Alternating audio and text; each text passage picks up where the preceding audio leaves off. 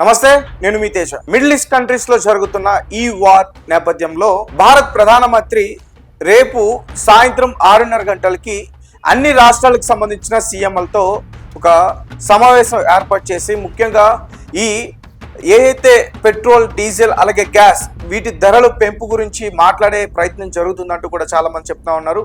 And మరికొంతమంది రేపు మోదీ గారు ఒక సంచలన నిర్ణయం తీసుకోబోతున్నారు. అందుకనే ముందుగానే అన్ని రాష్ట్రాలకి సంబంధించిన సీఎంలతో వీడియో కాన్ఫరెన్స్ లో మాట్లాడడానికి ఆయన ఒక ఎమర్జెన్సీ మీటింగ్ అయితే ఏర్పాటు చేశారంటూ కూడా గత కొన్ని రోజుల నుంచి అయితే మనం చూస్తూ ఉన్నాం. ముఖ్యంగా ఎల్పిసి గ్యాస్ కొరత అయితే మాత్రం దానివల్ల చాలా ఇబ్బందులు అయితే భారత్ ఎదుర్కొంటుంది.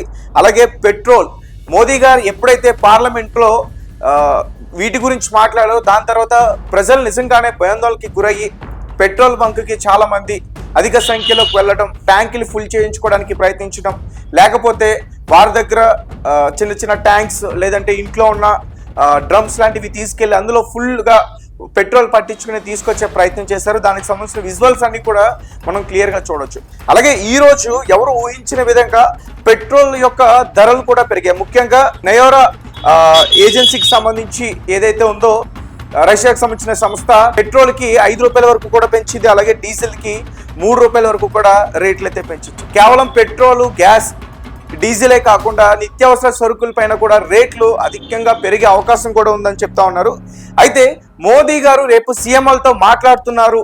దీనికి అంటే చాలా మంది అంటే వారు ఊహిస్తుంది ఏంటంటే రేపటి నుంచి ఏదైనా ఒక కీలకమైన ప్రకటన జరగవచ్చు, రేపటి నుంచే లాక్డౌన్ అమలు చేస్తారు. అందుకనే నిన్న మంత్రులతోటి మోదీ గారు ఎమర్జెన్సీ మీటింగ్ తర్వాత మళ్ళీ ఈవినింగ్ డిఫెన్స్ మినిస్టర్ అలాగే హోమ్ మినిస్టర్, ఫారిన్ మినిస్టర్ ఎవరైతే ఉన్నారో వీరు ముగ్గురు కూడా అఖిలపక్ష పార్టీ సమావేశాన్ని ఏర్పాటు చేసి భారత్కి ముందు వచ్చే ఈ తీవ్రమైన సంక్షోభాన్ని ఎలా ఎదుర్కోవాలనే దాని గురించి డిస్కస్ చేశారన్న విషయం కూడా తెలుస్తుంది. రైట్, దీనికి సంబంధించి క్లియర్గా ఇన్ఫర్మేషన్ మనం తెలుసుకునేందుకు ప్రయత్నిద్దాం.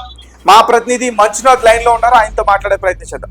మంజునాథ్ గారు చెప్పండి, రేపు సాయంత్రం 6:30 గంటలకి అన్ని రాష్ట్రాలకు సంబంధించిన సీఎంలతో ప్రధానమంత్రి వీడియో కాన్ఫరెన్స్ లో మాట్లాడబోతున్నారు. భారత్ లో ప్రస్తుతం ఏ అయితే ఇబ్బందులు ఎదుర్కొంటున్నారో ప్రజలు, దానికి సంబంధించి ఏంటి ఇన్ఫర్మేషన్ ఏంటి క్లియర్ గా?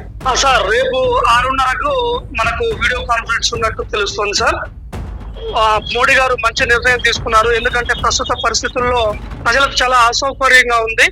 నిత్యావసర వస్తువులు రెగ్యులర్ గా మాట్లాడుకున్నట్టు పెట్రోల్, డీజిల్, గ్యాస్ అని వీటి మీద ఇబ్బందులు ఉన్నాయి. కాబట్టి అసౌకర్యాన్ని నార్మల్ చేయడం కోసము ఈ వీడియో కాన్ఫరెన్స్ మీటింగ్ అనేది పెడుతున్నాడు అండి. రేపు అంటే 27వ తారీఖు ఈవినింగ్ 6:30 పెడుతున్నాడు. ఇంతకు మునిపే ఒక అఖిలపక్ష సమావేశం జరిగింది. ఇంతకు మునిపే ఒక డిఫెన్స్ వాళ్ళతో కూడా మీటింగ్ జరిగింది, త్రివిధ దళాలతో. ఎందుకంటే ఆర్మీలో పనిచేసే వాళ్ళు కూడా నిత్యావసర వస్తువులు అంటే ఫ్యూయల్ లేకుండా ఆ వెహికల్స్ నడవదండి. తర్వాత వాళ్ళకి ఫుడ్ కానీ ఇవన్నీ ఇబ్బందులు పడకుండా వాళ్ళని చూసుకొని, తర్వాత అఖిలపక్షం అందరినీ చూసుకొని దేశ పరిస్థితులు ఏంది, మనం ఏం చేస్తే నార్మల్ అవుతాం, ప్రజలకు ఎలాంటి సదుపాయాలు కల్పించాలి, ఈ అసౌకర్యం నుంచి ఎలా రక్షించాలనే దాని మీద రేపు వీడియో కాన్ఫరెన్స్ చేస్తున్నట్టు తెలుస్తోంది. ఎందుకంటే ప్రతి స్టేట్ కు సంబంధించిన సీఎం వాళ్ళ లోకల్ ఏరియా, రీజనల్ స్టేట్ కి సంబంధించిన కొన్ని ఇంపార్టెంట్ థింగ్స్ ఉంటాయండి. అంటే వాళ్ళు వ్యాట్ కానీ, తర్వాత వాళ్ళకి మనకు ఫ్యూయల్ ఫిల్లింగ్స్ ఎన్ని ఉన్నాయి అవి ఎలా ఇవ్వాలి, తర్వాత గ్యాస్ ఏజెన్సీస్ ఎన్ని ఉన్నాయి అవి ఎలా ఇవ్వాలి అని చెప్పి ఒక ప్రైమరీ ఇన్ఫర్మేషన్ స్టేట్ నుంచి తీసుకొని, సెంట్రలే కాదు సెంట్రల్ చేసేది సెంట్రల్ చేస్తుంది, స్టేట్ నుంచి కూడా మీరు కొన్ని అకామిడేషన్స్ ఏర్పాటు చేసుకోండి, ప్రజలకు ఇబ్బంది కలగకుండా చూసుకోండి అని చెప్పే అవకాశం ఉంది. స్టేట్ కి సంబంధించిన సీఎంలు కూడా స్టేట్స్ లో ఉన్న ఇబ్బందులు ఏంటి, ప్రజలు ఎలా ఇబ్బంది పడుతున్నారని ground reality pure perfect information PM గారికి చెప్పే అవకాశం ఉంది. దీన్ని మళ్ళీ క్యాబినెట్ లో, తర్వాత మంత్రి మండలితో, సెంట్రల్ గవర్నమెంట్ కి సంబంధించిన మంత్రి మండలిలో మాట్లాడి ఒక ఫైనల్ నిర్ణయం తీసుకునే అవకాశం ఉంది. అది నయారా కావచ్చు, ఇంకేదైనా కావచ్చు, అన్ని క్లియర్ గా ఉంటాయి. అయితే ఒక చిన్న విషయం ఏమంటే, మన హెచ్పిసిఎల్, బిపిఎల్, తర్వాత ఐఓసిఎల్ అంటే Indian oil, HP bunk, Bharat petroleum bunk లో గవర్నమెంట్ కి సంబంధించినవి కాబట్టి దాని మీద ప్రైస్ క్యాప్ ఏం పెరగలేదండి ప్రస్తుతానికి. దాన్ని పెంచకుండా, ప్రజలకు సౌకర్యం కలగకుండా వాళ్ళకి ఎలా సర్వీసెస్ ఇవ్వాలి, వాళ్ళకి ఎలా సపోర్ట్ చేయాలని అనుకొని జరిగేదే ఈ కాన్ఫరెన్స్ సార్ రేపు. థ్యాంక్ యూ మంజునాథ్ గారు. Thank you sir. So guys, చూసారు కదా, మిడిల్ ఈస్ట్ కంట్రీస్ లో జరుగుతున్న ఈ ఇరాన్ అలాగే ఇజ్రాయెల్ అలాగే మిగతా గల్ఫ్ కంట్రీస్ అన్నిటికీ కూడా ఏ రకమైనటువంటి ఇబ్బందులు అక్కడ ఎదుర్కొంటున్నారో అవే ఇబ్బందులు అక్కడ యుద్ధం జరగడం వల్ల ఇప్పుడు ప్రపంచ దేశాలన్నిటికీ కూడా ఆర్థిక ఇబ్బందులు అయితే ఖచ్చితంగా వచ్చాయని చెప్పాలి. ముఖ్యంగా గ్యాస్ కావచ్చు, లేకుంటే హర్మోన్ జలసంధి దగ్గర రాలేకుండా ఆగిపోవటం, అక్కడే ఇరుక్కుని ఉండిపోయాయి. ఒకవేళ అటువైపుగా నుంచి రావాలంటే ఖచ్చితంగా ఇరాన్ సపోర్ట్తోనే అవి రావాలి.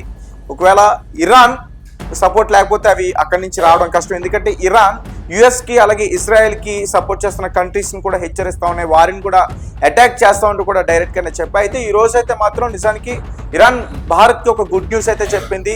ఇండియన్ షిప్స్ వదిలేస్తూ ఉంటూ కూడా చెప్పింది, ఇండియన్ షిప్కి ఎటువంటి ఇబ్బందులు కూడా తెలెత్తనివ్వమంటూ కూడా చెప్పే.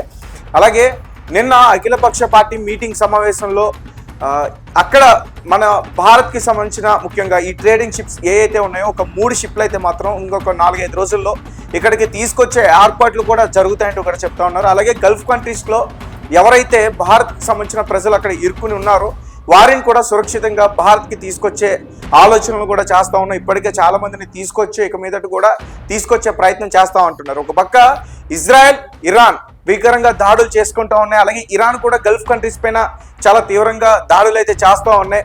నిన్న దుబాయ్ పైన కూడా ఇరాన్ చాలా విరుచుకుపడింది. అంటే దుబాయ్ని మొత్తం కూడా ఆక్రమించుకునే విధంగా ఇరాన్ హెచ్చరికలు కూడా చేస్తూ ఉంది. సో ఈ నేపథ్యంలో ఖచ్చితంగా భారతీయులు అక్కడ చాలా మంది ఇబ్బంది పడే అవకాశం ఉంటుంది. ఎందుకంటే చాలా మంది ఉన్నారు భారతీయులు, ముఖ్యంగా గల్ఫ్ కంట్రీస్ లో 80 మిలియన్కి పైగా చాలా మంది భారతీయులు అయితే అక్కడ ఉన్నారు. సో వాళ్ళందరినీ కూడా సురక్షితంగా తీసుకొచ్చేందుకు మేము ప్లాన్ చేస్తాం అంటూ కూడా చెప్పడం అయితే జరిగింది. సో చూడాలి రేపు ప్రధానమంత్రి నరేంద్ర మోదీ గారి మీటింగ్ కి అన్ని రాష్ట్రాల సీఎం అయితే ఖచ్చితంగా హాజరు కావాల్సిందే. ఈ భారత్ ఇప్పుడు ఏదైతే ఇబ్బందులు ఎదుర్కొంటుందో దీని గురించి గ్రౌండ్ రిపోర్టింగ్ తెలుసుకునే ప్రయత్నం అయితే జరుగుతుంది.